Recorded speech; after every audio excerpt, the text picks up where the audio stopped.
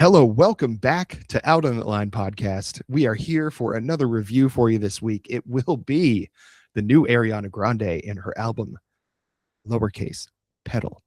I'm Jeff with my co-host Alex. As always, Alex, how are we doing this week, baby?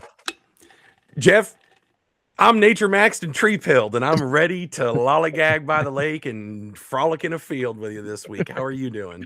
I'm doing fantastic. I love that TikTok I account. love that guy.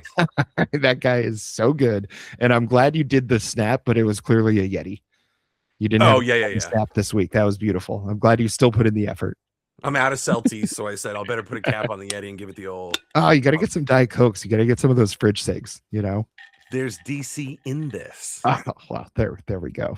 I'm living dangerously 98 over here. There we go. Well, there was a lot of anticipation for this album, and I don't know if you had anything you wanted to start the show with, or do you want to just hop right into this, baby? Let's just hop. Okay. So Ariana Grande, in the news a lot lately, not just for her music, people concerned for her health. And I can certainly see why. Things look a little strange in that world right now. And while we're going to focus on the music today, we do want to certainly express our Out on that Line well wishes to Miss Grande. Many years of health to come for you. Now let's get to the album Petal. So Ariana Grande has always been, and I'm sure people are well aware, has always been like one of the like the last 12, 15 years or so has been like one of the kind of leading voices in pop music. Is kind of carrying the torch of that like Mariah Carey, Whitney Houston, of like somebody that is known as a just like knockout singer. She has that whistle tone she can do. And I think that has always carried her, even through some of her like kind of weaker releases and her stranger choices. I think the talent has been always what has carried her through. So we're going to find out tonight if that talent carried her through on this album. So I think, other than probably what we've done on the show and like what I would hear like on the radio and stuff like that, I really don't have a deep cut knowledge of Ariana Grande. Is there a deep cut knowledge of Ariana Grande, Alex? I'm sure there is, to whatever we call the Ariana Grande equivalent of a Swiftie. I have no idea what that would be. Is it some clever thing like we call ourselves Venties because she's Grande? That would be funny. I think it's Ari heads. Is it Ari heads? Yeah, I think so. Okay. Yeah. That's fine. That's not the most creative solution, but I'll take it. Because all over the Reddit and all over like some of the stuff I've read, people are like, well, Ari, and I'm like, it's a particularly egregious name drop for some reason. I don't know why. And actually I do know why, and we'll tie it into the discussion, but I'm sure there are deep cuts, but for me, the ones were always what's the one? One Less Problem Without You. Thank you next. Thank you next. Run Your Hands Through My Hair. Got Me Walking Side to Side. These aren't even like the titles, they're just the lyrics. Because all of her titles are always like G2G, THX. Like, yeah, all her song titles are like texting shorthand. Yeah, like very Fall Out Boy. Very Fall Out Boy. Yeah. Very Fall Out Boy. So I don't have an especially deep and abiding knowledge for her either, but I have a substantial appreciation for her as a singer and as an actress. I have a lot of respect for her. We can get into that too. And it's interesting because in many ways, this album, I think a lot of people spend a lot of time being like, well, which songs are about Ethan Slater and which songs are about Ricky Dick or whatever his name is, the guy she was with for a while and is now allegedly back in contact with. There's a lot of discourse about like, well, what songs are about what guy? And I'm like, I didn't even try to play that game on this because the more interesting angle is Ariana Grande and the relationship to the fans and the relationship to herself. And one of the things I walked away from is I think a lot of people love Ariana Grande or have become endeared to her through her very public suffering. And I'm not saying like, obviously there are people who love the music, but you kind of root for someone where you're like, oh, they seem nice and they've had a hard life. And, let's just call things what they are. Clearly, something's going on with her health. Mhm. If it's not disordered eating, it's something else. And, very high profile relationship stuff in the news. Wicked took up a lot of her time. Big Time Mhm. Blitz for this album. Like, she lives very publicly, and as a result has announced that she's going to be taking a step back, which after this album makes a ton of sense, because it really does kind of feel like a goodbye for now in many ways. Yeah, and for me, like I think, the songs that we mentioned, like the Thank You Next, the One Less Problem Without You, like there's the song she did with Jessie J that was like on that was a massive hit. Bang But Bang Into the yeah, Room, that yes, one, yeah. yes, that one. And they're like she's known for these like massive pop songs because she's got the voice to carry it. So she was the one that those songs would get, written for or sold to or what, however that whole world works. But she had the voice to carry it and she had the personality to carry it because I think she's very funny. Like she's a very good actress. I think she's a great talk show guest because because she has her own personality. It's like the same reason like Sabrina Carpenter is like so popular on those sorts of things is because she's a really good interview. Like she's gonna give it as well as she gets it on in those things. She did, she's always known for her like her singer impressions. Like she does a great Celine Dion impression, so like I think she has the ability to, she's got a good sense of humor. She's got the ability to laugh at herself. And I think because of all the very public things she's gone through and the fact that her personality seems like somebody, that just you seem like you could get along with, right? That's why people are so endeared to her. And you obviously had that situation where there was the bombing at her or at one of her concerts or the shooting at one of her concerts. I can't remember it was a tragedy that happened at one of her concerts. And, she took a step back from public life there and like came back even stronger than before. And she, was with Mac Miller and then, she wasn't with him when he passed away, but obviously they had a very like, special kind of connection. So like she's been through it. We recently Hayden Panettiere just passed away and kind of had a very similar, sort of trajectory, whereas like she kind of was involved with the wrong people.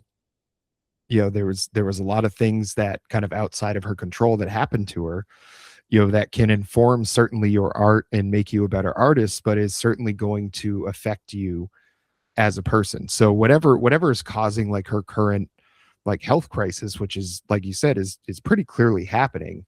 Whatever it is that's causing that is probably not through any doing of her own. I think it's probably just a culmination of a lot of issues that have happened in her life and probably feeling, even though you're that famous and around people all the time, it's got to be kind of a lonely feeling, like being that famous and not having a whole lot of people that you can relate to. Being in a film like Wicked, which is, with it being a musical, is like you're gonna have people that are very attached to that. Like imagine if they made like another production of or another movie of Rocky Horror Picture Show, like how insane that would be in like the standard that people would hold those actors up to that were going to be in that movie. I think Wicked was very much the same thing, and even more so because like that is known for its vocal performances. Like that's why that show is really looked at that way, is because of those. It's like Les Mis. It's like Rocky Horror obviously has vocal performances, but it's like you could have a lot of people do those. You could have a lot of like decent rock singers like do that and you'd be fine. But like Wicked had to have people that can like belt it like you need to on Broadway. And she's one of those people. And it's like your list starts getting pretty short when you like need people that can carry that role, play Galinda and like and play that part. And like there's very few people I think that are the right age range and have the right vocal range and have the right personality to play a role like that. So it's like there is a ton of pressure with that because also I feel like in that world there is a lot of jealousy because everybody thinks they should be the one to get that part, whether they really deserve to or not. I remember even in like at our high school in the theater productions, like someone would get the lead, which means everybody else didn't. And like there was always a certain bitter resentment. Like you tended to be the one that got the lead. So I'm sure you dealt with that. Um, but it's I can imagine that it's a weird place to be in, that you have all of these people telling you how great you are while knowing that there's a lot of people close to you that probably wish they had what you had. Like it's got to be a very weird like balance that you have to go through all the time, especially when you don't seem like you're the kind of person that really wants to be vindictive about anything. So I think having what I didn't really know what to expect with this album, because you're so used to hearing like the pop version of her and singing like a lot of times like these R&B songs or these really big dance club hits and stuff like that, and then you get her in Wicked, and then now you're wondering like, okay, now that we've had that, like what is Petal going to be? And it's a very, I will say, interesting album. Like we're going to find out like how much either of us really loved it or not, but it's like a very interesting album, because I don't think it had obviously a lot of like pop elements to it, but I don't know that it really had a lot of those like big bombastic like Ariana Grande moments like you've been used to hearing throughout her career. I think that's fair, and that is one of the reasons that, to not bury the lead, this did not work for me. Mhm. Um, speaking of burying, you're taking your artist and her greatest asset is her voice, and you're burying it under production choices that aren't in their totality greater than the instrument she has. And I've seen this totally weird fucking discourse on like message boards and stuff surrounding this, where it's like, Ariana doesn't have to prove to anybody that she's a great singer. We all know it. And it's like, dickhead, we all know it. And that's why we want to hear it, because it's so great. It's not Mhm. prove yourself to me, Ariana Grande. It's you already have. I've heard what you're capable of. It is fantastic. And I would love to hear like that whole Sierra Spiro, whatever the Mhm. hell, the looser album. Um, like a lot of the material on that, if you put Ariana Grande on that stuff, holy shit. Mhm. Like just letting her, because she's got those notes in the bag all day long. Just like cut her loose on something like that. If she kind of decided to like really steer into that direction to do a more kind of sophisticated pop on the back, and like you don't have to go full Adele, but on the back of the success of Wicked, where you showed chops, Mhm. entertainer chops, really funny, very, very connected emotionally, great actress, and sing like a fucking bird. She has it all going for her, total package. And it doesn't feel like that really was like allowed to be unleashed on this. Like it's an unusually small creative core with Ilya and Max Martin and her Mhm. being the driving forces here. And it's like some of the production choices were odd. Some of the like synthy 80s stuff. I'm like, can we be done with that aesthetic for just a while? For Mhm. a while. Because it doesn't serve someone like Ariana Grande, because that like leftover the weekend track kind of stuff just doesn't suit her. Like Mariah Carey made pop where she was able to rip the top off and go for it. Whitney Houston, the be all end all, had that ability to make pop, to make dance music, Mhm. to make ballads. Like she could do it all. And Ariana Grande is another person who can do it all. So knowing that, no, I don't need her to prove anything. She's proven it 10 times over. I just want to enjoy her gift. And Mhm. it felt like way too often on this, her gifts were buried. And that is, I kept waiting for those big moments, right? I feel like that's what I was missing from this album, is there was nothing on it that I think like, so I like the 80s synth stuff. So like for me, that was good because it's like I love that style of music. But I do completely agree with you that it felt like the wrong choice because you weren't getting those big Ariana Grande moments. And I thought of Adele as well. It's funny that you brought that up because I was like, you don't have to go full like piano ballad, make me cry like Adele does. But it's like you can be somewhere in between. Like you can be somewhere where you can have like make those kind of musical stylistic choices that you want to, and also like let people know still who you are, and why you have the name that you have and why you were why they begged you to be a judge on The Voice, why they begged you to be Galinda and Wicked. It's like she didn't have to audition for that part. They asked her to do it. It's like there's like remind people why you're in the position you're in, right?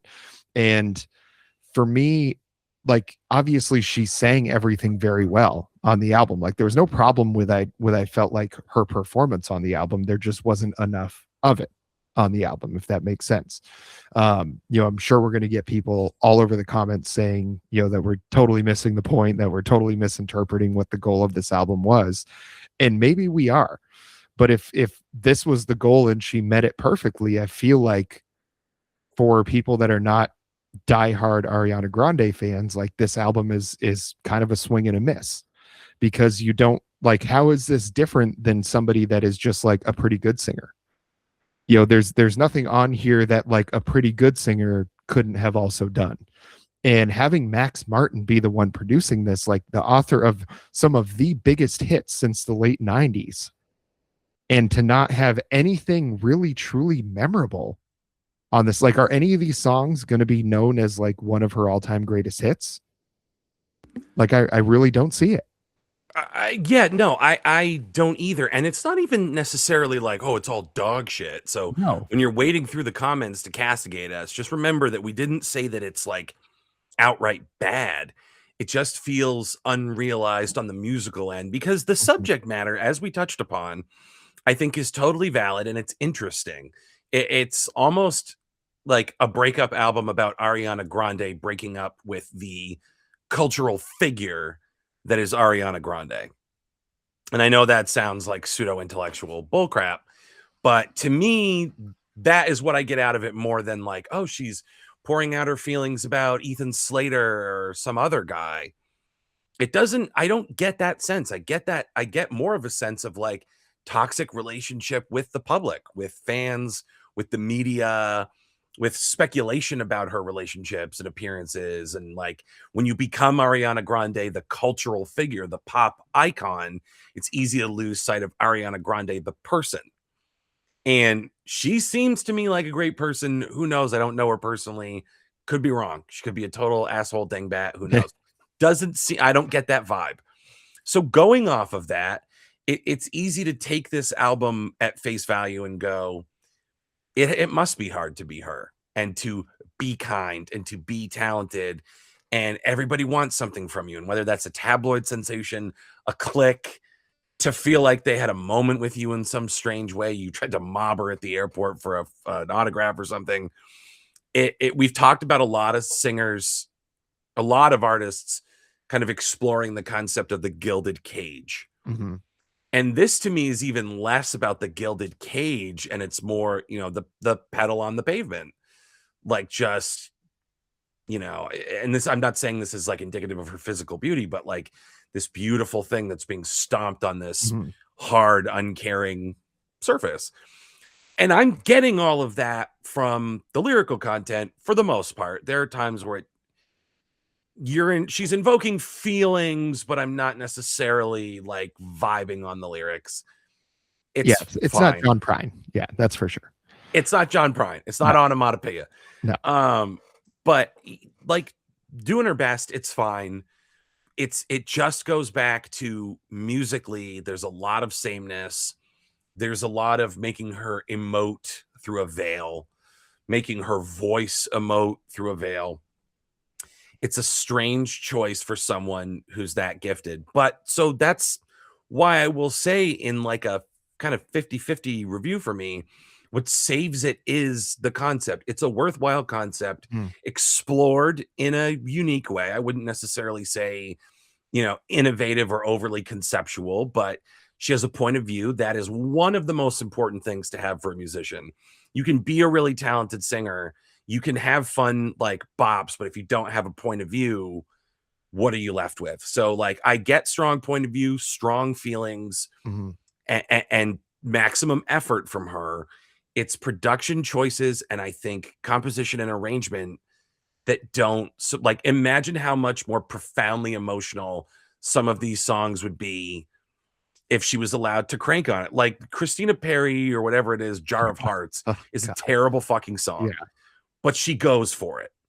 She goes for it hard. She swings. So imagine Ariana Grande like having an opportunity, put even one or two like big Mhm. swinging ballads like this on the album. That's like all I need.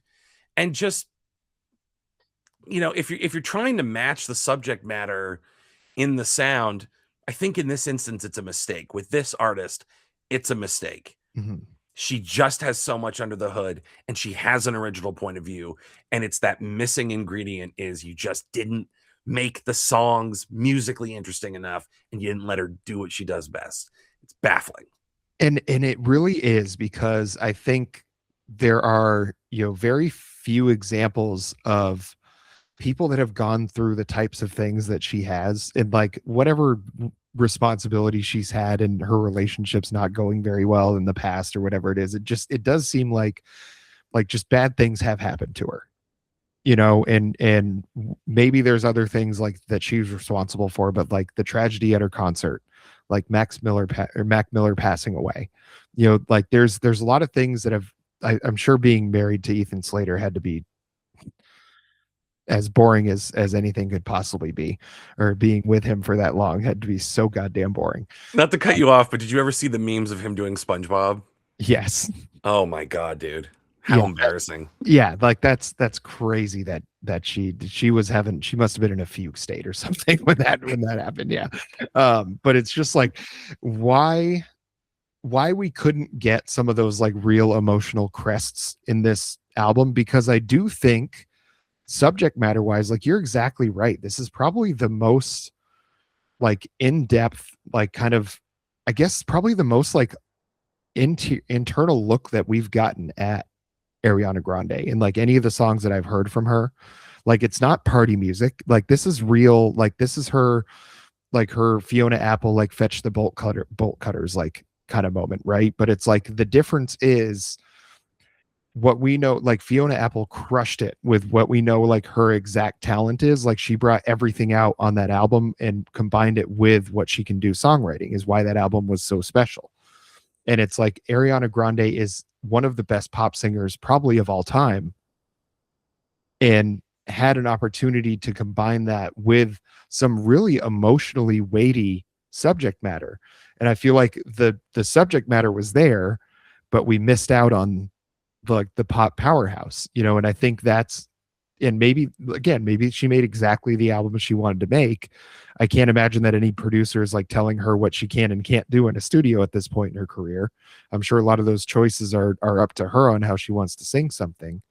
Um, but it's like, and again, it feels weird criticizing somebody for like not doing exactly what I think they should have done. Like it feels weird to do that, but I'm like, what you're capable of. And we're not saying you have to be Adele and like do Someone Like You and like, do this overwrought, really emotional kind of plead for people to like hear you. But it's like, make us feel it a little bit more. Like you have the voice to do it. You have a voice that very few people have access to. And you basically do a whole album of everything that kind of sounds the same. And I think that's a problem. And while again, I love the 80s synth, like, some of my favorite music is that kind of like 80s synth wave like genre. Like that's some of my favorite stuff that I still listen to this day. And to have that in the background and then not have the voice to like soar over the top of that, it just feels like something was really missing from this album because of it. And there were moments like in Hate That I Made You Love Me where I'm like, okay, this is pretty cohesive here. Like it's pretty restrained, but there's something to the sterility, the melody, this kind of like wicked and wounded element to it, that it's not a barn burner, but it's an instance of the approach, the musical approach, the subject matter, and the composition all kind of working. So she doesn't, it's an instance where it's like, okay, you don't have to swing for the fences. And like you said, judging anybody on the merits of like, well, this is what I wanted and this is what I would have done.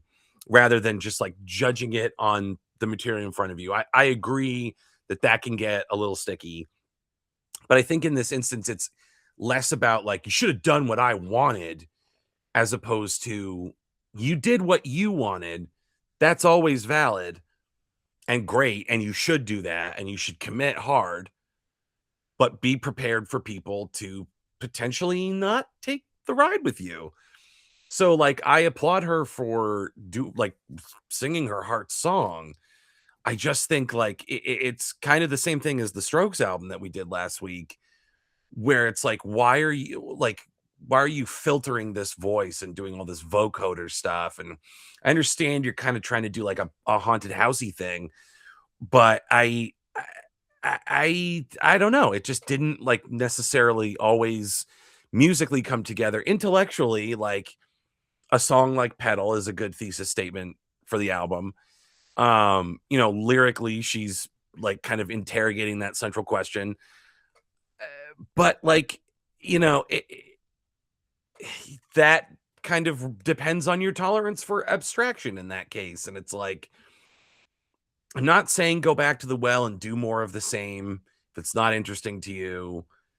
We're not trying to fall into that trap of do what I want and don't try anything new. But it's almost like you have to do one for them, one for me. Like this would be a far different story again if I got some ballads and we got some like real pop. I mean, I realize, that Hate That I Made You Love Me is a Hot 100 number one. So what am I to say? But like, I think it would have been anyway, just because of who she is, though. Yeah, fair enough. Going to be one of them on this album that hit that just because it's Ariana Grande. Yeah, and so it's there is a little bit of an element of like, yeah, we're on like an Ari curve. I would say Stay. I kind of want to like hit some of the highlights here for me, and I realize we got to kind of wind it down, but Stay was one for me. Like it felt like the closest we're gonna get to like the directness of Thank You Next. Probably the best vocal performance we got. A good central question. Can I trust someone enough not to run? It's a little more conventional than the weird stuff, which is in this instance, I appreciate. I think it's one of the stronger songs on the album for me. So like, again, these bright pockets where performance and songwriting came together just didn't do that all the way through. And the choices that were made, I think were at the detriment of letting her be vulnerable and emotional with her voice.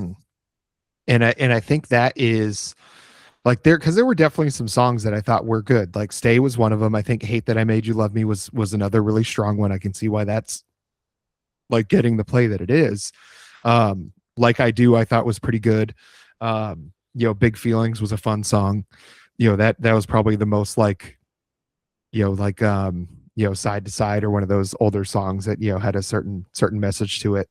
But it really, like, I think not having those big, like, belty moments when that's what she's like made her name on, it made it feel like something's missing. And again, it's like, and I think the reason that Hate That I Made You Love Me has hit so high on the charts is like, imagine if Britney Spears released another song right now.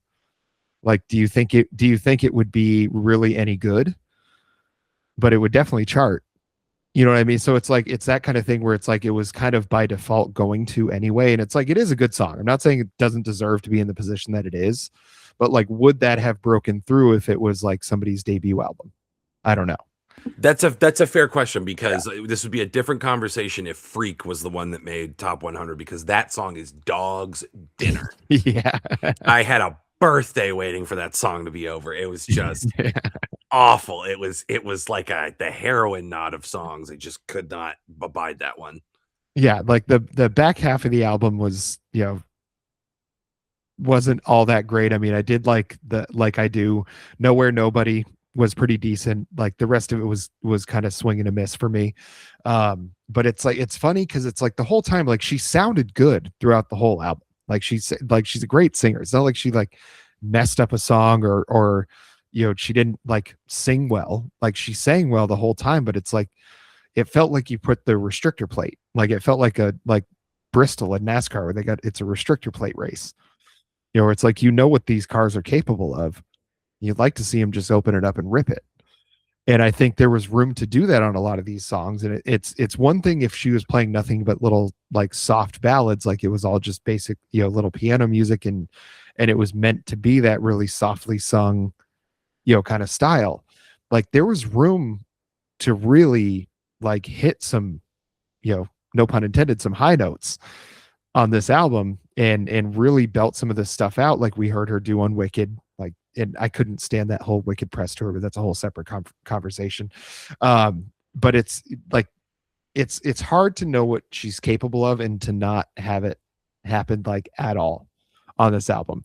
Like the times that she did start reaching for the notes, it was like very much that almost like whispery kind of reaching for the note. And I think what also is a drawback is like, and I've said this, I think anytime we've talked about her, is she's like Kurt Cobain. She sings like she's got marbles in her mouth. Where it's like if you want, some of these lyrics were like really heavy, like very emotional, like what is the which song was I just thinking of? It's um sorry. Okay. It's in Oh Well, where the lyrics are like, this is the beginning of the end. I feel it, just don't know what to say. My dead ends are gathered around, dressed as friends, just so I don't get hurt again. Like, there's some really, like, actually pretty decent songwriting on this album in spots. And to have it not be able to shine because one, she's not really like enunciating the words. So it's like, I didn't really understand what she was saying until I sat down and listened to it with the lyrics in front of me. In the pre-course on that, maybe this time can be different. I don't have to try to be responsible for things that just aren't mine. Obviously a reference to like all of those things that have happened to her in her life. And it's like, that is such a good lyric. And like why we can't get that kind of like, I don't know if it's the strongest songwriting she's ever had, because I haven't like probably honestly listened to enough of her to know that. But it's like to have something that strong lyrically and then to not have your weapon like swinging that is really what is so baffling about this album to me. So while there were highlights, like it's just not what I would have expected her to have, especially with this album being so anticipated. And this like, and I think even before this came out and before this tour, she had already been hinting that like she was going to kind of go away for a while, that she was going to step back from all of it. I imagine that Wicked press tour with all those, I mean, because everybody on that movie, like that Symphony Erivo, what was the woman's name that was in the Everything Everywhere All at Once that had won Michelle the Yeoh. like they all looked like they had some like pretty severe like health issues going on there, like similar to what Ariana Grande has. So it's like there must have been some weird stuff going on the set of that movie and on that press tour. And I can't imagine like how emotionally drained she must be after going through all of that, like everything else she's gone through in her life, that I was hoping for this to be like a huge like swan song kind of an album before she like stepped back until the next like kind of era of her career. Yeah, it's an interesting stopping point before she kind of closes up shop for a little while, and who knows how long that'll last. I guess the synthesis for me is it comes down to this will probably fall into two camps. Did you find this expressive in its restraint, or did you find it monotonous in its sameness? And I fall into the latter camp, unfortunately, Mhm. because you can say all that you want, like, well, the production choices are indicative of a state of mind. Like when you've got her buried under piles and piles of filters and she's kind of being boxed out by some of the instrumentals and the production and the mixing, that's intentional. That's part of the storytelling. That very well may be true, but it didn't land. Mhm. I tend to be like, when you call something like, oh, it's ethereal, in this instance, ethereal just means kind of like you can't think of an actual it starts to mean like it's a euphemism for nothing. Mhm. And I just think for me, like songs blur together, emotional like connectedness doesn't really change. It's not she's a bad artist or a bad writer. It's quite the opposite. It's just something in this didn't come together. I don't think it's the artistic step forward that a lot of people are lauding it as.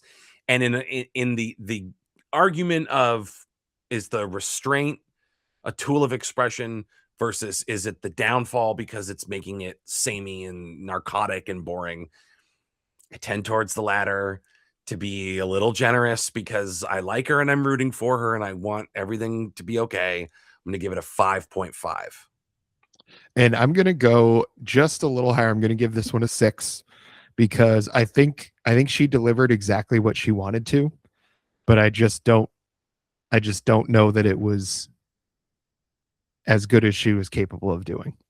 And I think that's the thing, is like we've reviewed so many albums where I think people, we give them bad scores and it's like they're probably just not capable of doing better. Like we've reviewed some like schlock on this podcast for sure.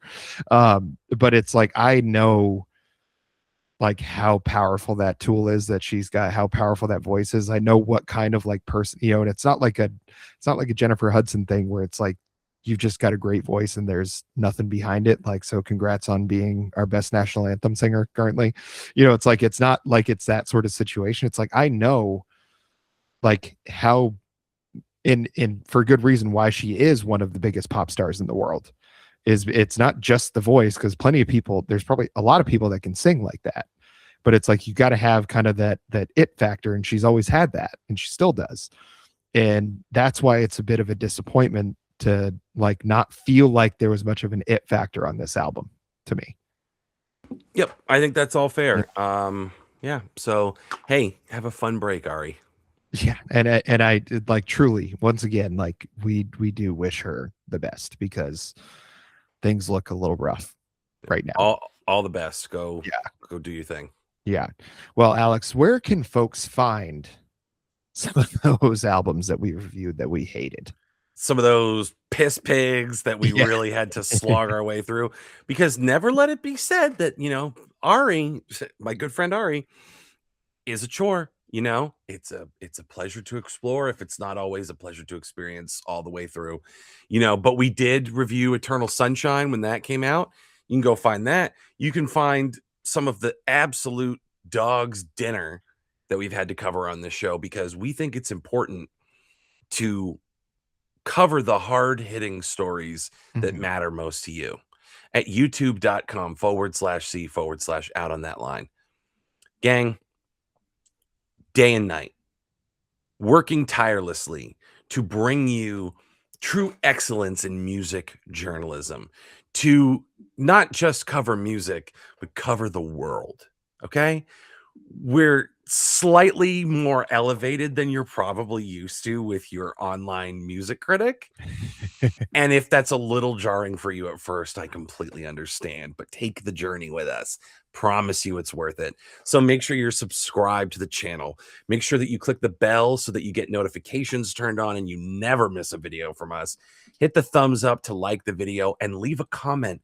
It satisfies the big algorithmic volcano god that decides whether or not we hit the slipstream. We find our way on the home pages. We're into searches. How did you find us? How are you watching? If you made it to the end, tell us in the comments. How did you find us? Was this organic? Were you one of the Australian people that love the reactions? Are you a Korean crab fisherman and this is the only thing you can get while you're out on the boat alone, just smoking cigarettes, wondering when's it going to capsize? When is it all over for me? Are you someone that puts this on for your dog when you leave the house so they don't feel alone?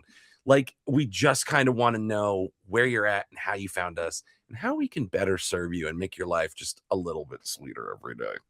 We're so sweet because our mummies dunked us in sugar. So, at any rate, youtube.com/C/out on that line. Join us today. What do you got to lose? Do what the man says, folks. Till next time.